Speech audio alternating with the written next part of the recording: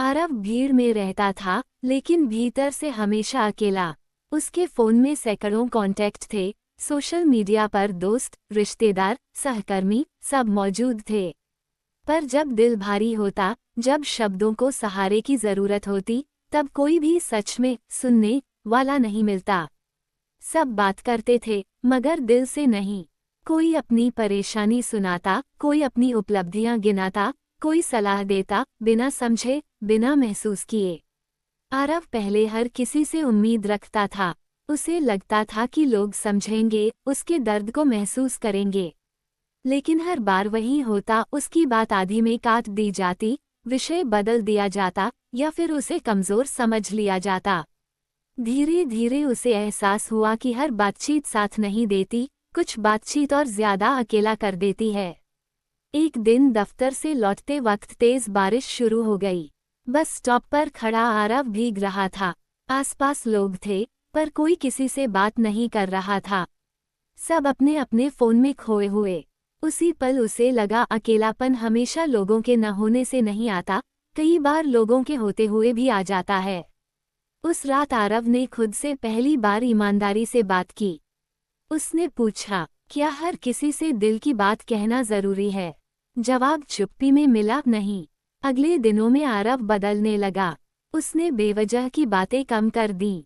हर किसी के सामने हंसने का अभिनय छोड़ दिया। उसने सीखा कि हर मुस्कान के पीछे कहानी सुनाना जरूरी नहीं, और हर दर्द को शब्द देना भी अनिवार्य नहीं। उसी दौरान उसकी मुलाकात मीरा से हुई। मीरा कोई खास दोस्त नहीं थी, न कोई बहुत करीबी रिश्ता। वो बस एक साधारण सी लड़की थी जो उसी लाइब्रेरी में आती थी जहां आरव शाम को पढ़ने जाया करता था। उनकी बातचीत छोटी होती, किताबों पर, मौसम पर, चाय पर। लेकिन उन बातों में एक अजीब सी सच्चाई थी। मीरा सुनती थी पूरे ध्यान से, बीच में टोकती नहीं, तुलना नहीं करती, सलाह थोपती नहीं। एक दिन आरव ने बिना सोचे कह दिया, लोग बात तो बहुत करते हैं, पर दिल से कम ही। मीरा मुस्कराई और बोली, शायद इसलिए क्योंकि दिल से बात करने के लिए दिल का खाली होना जरूरी होता है। उस वाक्य ने आरव को छू लिया। उस दिन उसने ज्यादा कुछ नहीं कहा, पर पहली बार उसे लगा कि कोई उसकी बात समझ सकता है, बिना ज्यादा शब्दों के। समय बीतने लगा। मीरा और आरव की बातें गहरी नहीं थीं, पर सच्ची थीं। फिर भी आरव ने खुद से एक वादा किया था, वह हर किसी से उम्मीद नहीं रखेगा। अगर कोई दिल से बात करे तो ठीक, वरना अकेलापन अब उसे डराता नहीं था। दरअसल अकेले रहना उसने सीख लिया था। अकेले चाय पीना, अकेले टहलना, अकेले सोच में डूब जाना, अब ये सब उसे बोझ नहीं लगते थे। उसे समझ आ गया था कि अकेलापन और तन्हाई में फर्क होता है। तन्हाई दुख देती है, लेकिन अकेलापन खुद से मिलने का मौका देता है। एक शाम मीरा नहीं आई, फिर कई दिन तक नहीं आई। आरव ने इंतजार किया, पर कोई संदेश नहीं, कोई सूचना नहीं। पहले वाला आरव होता तो बेचैन हो जाता, सवालों में उलझ जाता। लेकिन अब उसने बस इतना सोचा, जो दिल से बात करे वही अच्छा, और अगर चला जाए तो अकेलापन काफी है। उसने मीरा की कमी महसूस की, लेकिन खुद को टूटा हुआ नहीं पाया। शायद यही असली बदलाव था। कुछ हफ्तों बाद मीरा वापस आई। उसने बताया कि उसकी माँ बीमार थी, इसलिए वह शहर से बाहर थी। आरव ने ध्यान से सुना, बिना शिकायत, बिना सवाल। मीरा ने अचानक कहा, तुम बदले बदले से लगते हो। आरव मुस्कुराया, हाँ, अब मैं हर आवाज को जरूरी नहीं समझता, बस वही बातें रखता हूँ जो दिल तक पहुँचे। मीरा ने सिर हिलाया, जैसे वह समझ गई हो। उस दिन आरव को यकीन हो गया कि जिंदगी में भीड़ इकट्ठा करना जरूरी नहीं। 2-4 सच्चे लम्हे, कुछ दिल से की गई बातें, और बाकी वक्त खुद के साथ, यही काफी है। क्योंकि जो दिल से बात करे वही सच में अपना होता है। और अगर ऐसा कोई न मिले, तो अकेलापन भी अब दुश्मन नहीं, बल्कि सबसे ईमानदार साथी बन जाता है। मैंने अकेले रहना सीख लिया है, इसलिए अब किसी की कमी नहीं खलती। ये वाक्य मजबूरी से नहीं, समझदारी से जन्मा था। एक वक्त था जब अयान को हर रिश्ते की जरूरत महसूस होती थी। उसे लगता था कि अगर आसपास लोग नहीं होंगे, बातें नहीं होंगी, कोई हालचाल पूछने वाला नहीं होगा तो वह टूट जाएगा। वो हर संदेश का इंतजार करता, हर कॉल में अपनापन ढूंढता और हर मुलाकात से उम्मीद बांध लेता। लेकिन जितनी उम्मीदें बढ़ीं, उतनी ही बार वो खाली हाथ लौटा। अयान ने बहुत लोगों को वक्त दिया, अपनी थकान के बावजूद सुना, अपने दुख दबाकर दूसरों के जख्मों पर मरहम रखा। मगर जब बात उसके दिल की आई, तो ज्यादातर लोग या तो चुप हो गए या फिर बात बदल दी। कुछ ने उसे ज्यादा सोचने वाला कहा, कुछ ने कमजोर समझ लिया। धीरे धीरे उसे महसूस होने लगा कि भीड़ में रहकर भी वह अकेला ही है। पहली बार अकेलापन उसे डराने लगा। रातें लंबी हो गईं, सवाल गहरे।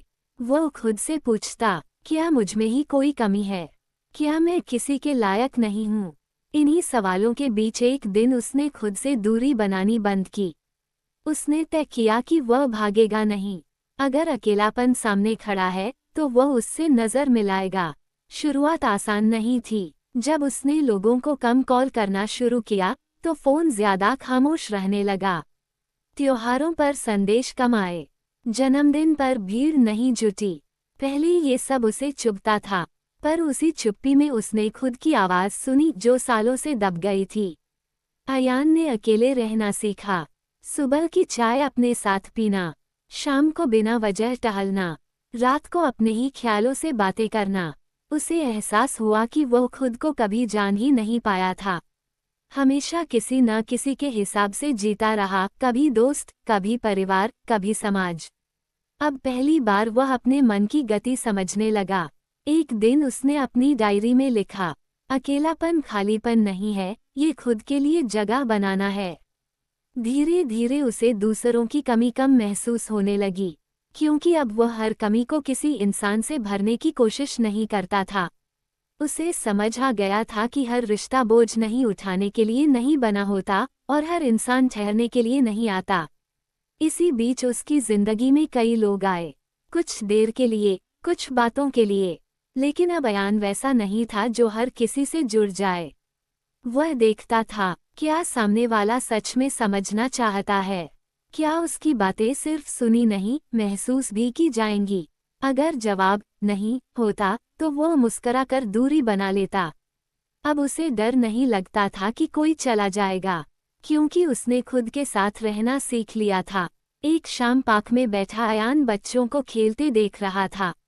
आसपास लोग थे, हंसी, शोर, बातचीत। फिर भी वह शांत था। उसके भीतर कोई बेचैनी नहीं थी। तभी एक बुजुर्ग व्यक्ति पास आकर बैठे और बोले, अकेले बैठे हो, बोर नहीं होते? अयान मुस्कुराया, पहले होता था, अब नहीं। क्यों? क्योंकि अब मैं खुद के साथ हूँ। वह वाक्य कहते हुए अयान को एहसास हुआ कि यह सच है। वो अब खुद का साथ निभा सकता है। उसे किसी की मौजूदगी से अपनी कीमत साबित नहीं करनी थी। रात को घर लौटते हुए उसने सोचा, कभी कभी लोग चले जाते हैं, बातें अधूरी रह जाती हैं, रिश्ते टूट जाते हैं। लेकिन अगर इंसान खुद से जुड़ा रहे तो कोई भी कमी उसे खोखला नहीं कर सकती। अब अगर कोई याद आता भी है तो दर्द नहीं होता, बस एक हल्की सी मुस्कान आ जाती है। क्योंकि वह जान चुका है कि यादें होना और किसी की कमी खलना दो अलग बातें हैं। अयान ने आखिरकार खुद से कह लिया था, मैंने अकेले रहना सीख लिया है, इसलिए अब किसी की कमी नहीं खलती। जो आएगा सच्चे मन से आएगा, और जो चला जाएगा उसकी जगह अब मैं खुद हूँ। सिया हमेशा से ऐसी नहीं थी। वह चाहती थी कि लोग उसे समझें, उसकी चुप्पी, उसके फैसले, उसके सपने। जब वह कुछ अलग करती तो उम्मीद करती कि सामने वाला पूछे, समझे, महसूस करे। लेकिन ज्यादातर लोग सिर्फ देखते थे, जल्दी से राय बना लेते थे और आगे बढ़ जाते थे। जब उसने नौकरी छोड़ी तो लोगों ने कहा, इतनी अच्छी सैलरी छोड़ दी, पागल हो क्या? जब उसने शादी टाल दी तो सवाल आए, कमी क्या है तुम में? जब वह अकेले रहना पसंद करने लगी तो ठप्पा लगा, अजीब है ये लड़की। हर सवाल, हर ताना सिया के भीतर एक हलचल पैदा करता। वो सफाई देना चाहती, अपनी मजबूरी समझाना चाहती, अपने डर और सपनों को शब्दों में ढालना चाहती। लेकिन हर बार उसे लगता, सामने वाला सुनने नहीं, बस जवाब देने आया है। धीरे धीरे सिया थक गई। हर बार खुद को साबित करते करते, हर बार नॉर्मल दिखने की कोशिश करते करते। एक रात उसने आईने में खुद को देखा। आंखों के नीचे थकान थी, चेहरे पर मुस्कान की आदत। उसने खुद से पूछा, तू कब तक सबको समझाती रहेगी? आईने ने जवाब नहीं दिया, लेकिन उसकी खामोशी बहुत कुछ कह गई। अगले दिन से सिया ने एक छोटा सा फैसला लिया, वो हर किसी को समझाने की कोशिश नहीं करेगी। अगर कोई समझना चाहेगा तो वो खुद सवाल करेगा, अगर नहीं तो सिया चुप रहेगी। शुरुआत मुश्किल थी। जब लोग सवाल करते और वो बस मुस्करा देती तो उन्हें अजीब लगता। कुछ ने दूरी बना ली, कुछ ने और ज्यादा आलोचना शुरू कर दी। पहले ये सब उसे परेशान करता, लेकिन अब उसने खुद को पकड़ना सीख लिया था। उसने लिखना शुरू किया। डायरी में वो सब उतार दिया जो कभी किसी से कह नहीं पाए। डर, उलझन, अधूरे सपने और वो फैसले जिन पर उसे खुद भी शक होता था। लिखते लिखते उसे एहसास हुआ वह खुद को भी पूरी तरह नहीं समझती थी। वो बस दूसरों की नज़रों से खुद को देखती आई थी। अब पहली बार उसने खुद से ईमानदारी की। कुछ महीने बाद सिया पहाड़ों पर चली गई अकेले।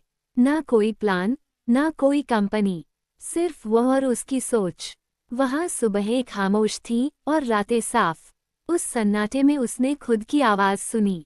वहाँ उसे समझ आया कि हर सवाल का जवाब ज़रूरी नहीं होता, हर सफ़र किसी को दिखाने के लिए नहीं होता, और हर चुप्पी कमज़ोरी नहीं होती।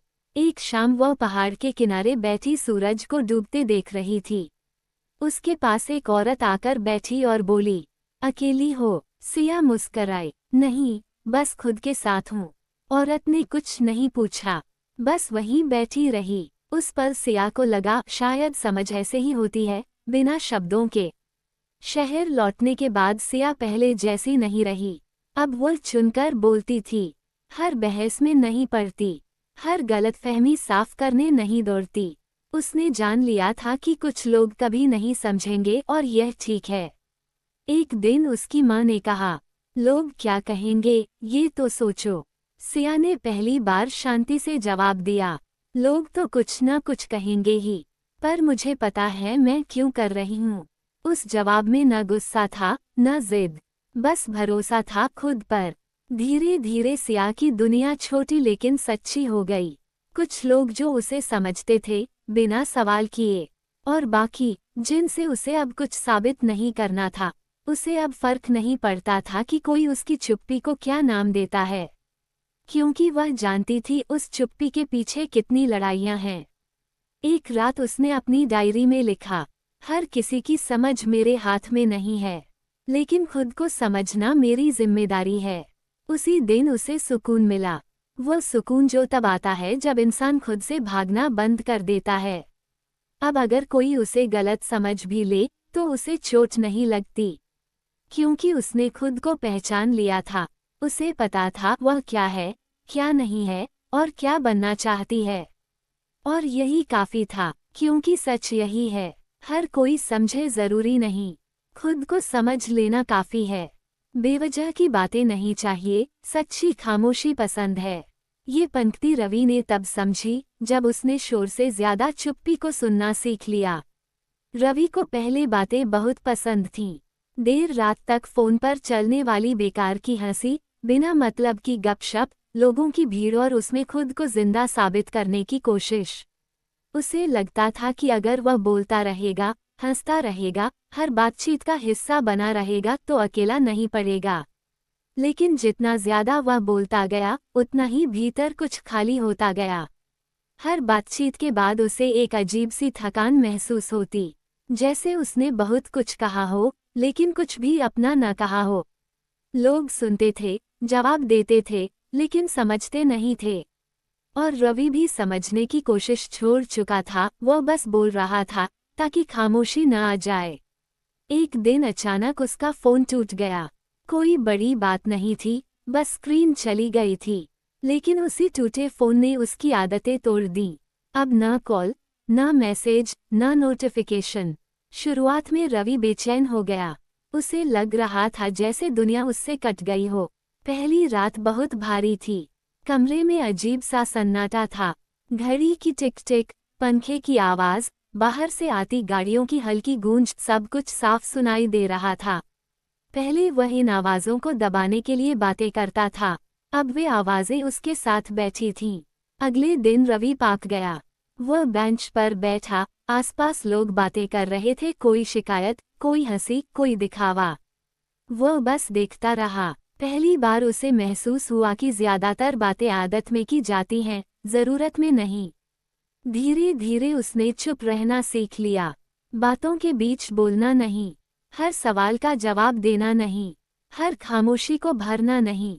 उसने पाया कि चुप रहने में भी एक भाषा होती है, वह भाषा जो आंखों से, सांसों से और मौजूदगी से बात करती है।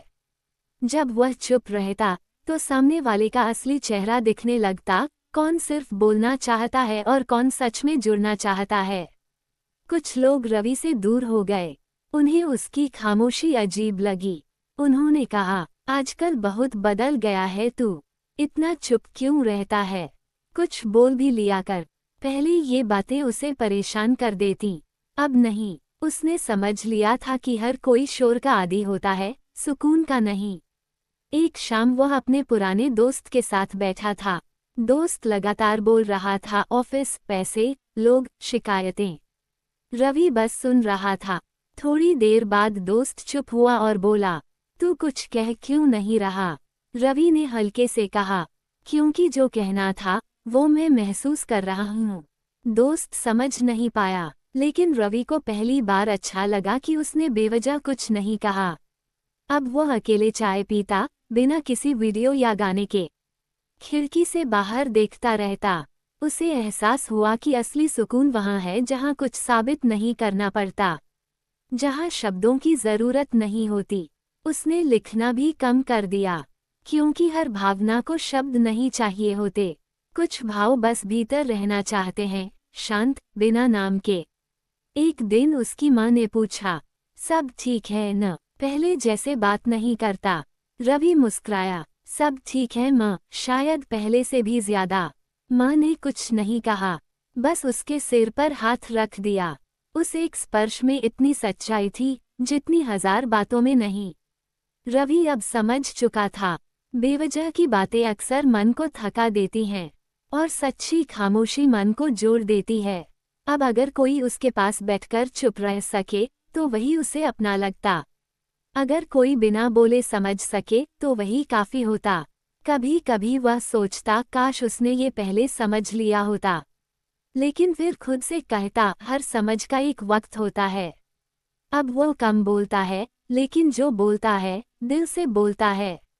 और जब नहीं बोलता तो उसकी खामोशी झूठी नहीं होती, क्योंकि उसने चुन लिया था, शोर नहीं, सुकून, दिखावा नहीं, सच्चाई। और बेवजह की बातों से बेहतर सच्ची खामोशी। और उसी खामोशी में रवि ने खुद को सबसे ज्यादा सुना।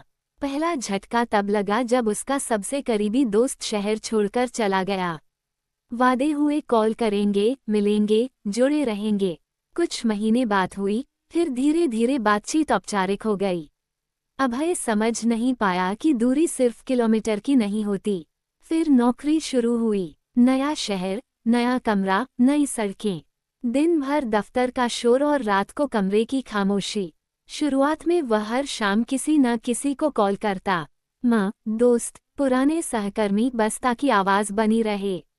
लेकिन हर कॉल के बाद फ़ोन रखने पर वही खालीपन लौट आता। उसने रिश्ते बनाने की कोशिश की, ऑफिस के लोग, पुराने दोस्त, और फिर एक रिश्ता जिसे उसने दिल से अपनाया, नेहा। नेहा के साथ अभय ने फिर से साथ का सपना देखा। बातें, प्लान, भविष्य की कल्पनाएं। अभय ने खुद को पूरी तरह दे दिया, लेकिन नेहा की प्राथमिकताएं अलग थीं। वह भीड़ में खुश थी, अभय सुकून में। शुरू में यह फर्क छोटा लगा, लेकिन वक्त के साथ खाई गहरी होती गई। जब अभय को जरूरत होती, नेहा व्यस्त होती। जब नेहा को जरूरत होती, अभय हमेशा मौजूद। धीरे धीरे अभय थक गया। वह समझ गया कि रिश्ता तभी तक चलता है जब तक दोनों का वजन बराबर हो। एक दिन नेहा ने कहा, तुम बहुत ज्यादा उम्मीद रखते हो। उस वाक्य ने अभय को चुप करा दिया। क्योंकि उसने पहली बार महसूस किया कि उसका साथ किसी पर बोझ बन गया है। नेहा चली गई, बिना शोर, बिना लड़ाई, बस धीरे से। उस रात अभय बहुत देर तक जागता रहा। कमरे में वही पुरानी खामोशी थी, लेकिन इस बार वह और भारी लग रही थी। उसने खुद से पूछा, क्या अकेले रहना मेरी किस्मत है, या मैं ही ज्यादा चाहता हूँ? अगले कुछ महीने मुश्किल थे। सुबह उठना, काम पर जाना, लौटना और खुद को व्यस्त रखना, बस यही दिनचर्या थी। लेकिन इसी बीच कुछ बदलने लगा। एक रविवार अभय यूं ही पास के पार्क चला गया। बिना किसी प्लान के वह बेंच पर बैठा लोगों को देखने लगा। कोई परिवार के साथ था, कोई दोस्तों के साथ, कोई अकेला उसकी तरह। पहली बार उसने अकेलेपन को दूसरों में भी देखा। वहीं एक बूढ़े अंकल रोज आते थे, अकेले, अखबार पढ़ते, टहलते और चुपचाप चले जाते। एक दिन अभय ने हिम्मत करके पूछा, अंकल, आप हमेशा अकेले आते हैं? अंकल मुस्कराए, हाँ, पर अकेले नहीं होता बेटा, मैं खुद के साथ आता हूँ। उस वाक्य ने अभय के भीतर कुछ खोल दिया। धीरे धीरे उसने खुद के साथ रहना सीखना शुरू किया। अकेले खाना, अकेले घूमना, अकेले फैसले लेना। पहले ये सब मजबूरी लगती थी, अब अभ्यास बन गया। उसने अपने शौक याद किए जो कभी रिश्तों के बीच खो गए थे।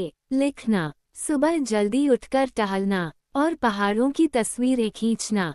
एक दिन उसने अकेले ट्रिप पर जाने का फैसला किया। दोस्तों ने कहा, अकेले बोर हो जाएगा, साथ कोई नहीं है क्या? अभय ने बस मुस्करा दिया। पहाड़ों में उसने जो महसूस किया, उसे शब्दों में बांधना मुश्किल था। वहाँ कोई उसे समझने की कोशिश नहीं कर रहा था, कोई सवाल नहीं, कोई अपेक्षा नहीं। बस वह, उसकी सांसें और खुला आसमान। पहली बार उसे लगा, मैं अधूरा नहीं हूँ। शहर लौटकर अभय बदला हुआ था। अब वह लोगों से भागता नहीं था, लेकिन जरूरत से ज्यादा जुड़ता भी नहीं था। उसने सीख लिया था, साथ मिले तो उसका सम्मान करो, न मिले तो खुद को कम मत समझो। ऑफिस में लोग कहते, तू बहुत शांत रहता है, अकेला नहीं लगता। वह हंसकर कहता, नहीं, आदत हो गई है। असल में वह आदत नहीं, समझ थी। फिर एक दिन उसकी जिंदगी में आर्या आई। आर्या अलग थी, वह भी अकेले रहने में सहज थी। उनकी बातचीत हल्की थी, कोई दबाव नहीं, कोई जल्दबाजी नहीं। वे साथ चाय पीते, कभी कभी साथ टहलते और कई बार चुपचाप बैठे रहते। एक दिन आर्या ने पूछा, तुम रिश्तों से डरते हो? अभय ने थोड़ी देर सोचा, फिर बोला, नहीं, बस अब खुद को खोकर किसी का साथ नहीं चाहता। आर्या मुस्कराई, ठीक है, साथ होगा तो ठीक, नहीं होगा तो भी। उस जवाब में कोई वादा नहीं था, लेकिन बहुत सुकून था। अभय को समझ आ गया, यही सही साथ है, जो उसकी आज़ादी छीने नहीं और उसकी खुशी पर बोझ न बने। आज अभय की जिंदगी में लोग हैं, लेकिन भीड़ नहीं। साथ है, लेकिन निर्भरता नहीं। और अगर कभी कोई न हो तो भी डर नहीं, क्योंकि उसने खुद के साथ जीना सीख लिया है। अब वो दिल से कह सकता है, कोई साथ दे तो अच्छा, वरना मैं खुद के साथ खुश हूँ। और यही खुशी किसी के आने या जाने पर टिकी नहीं थी।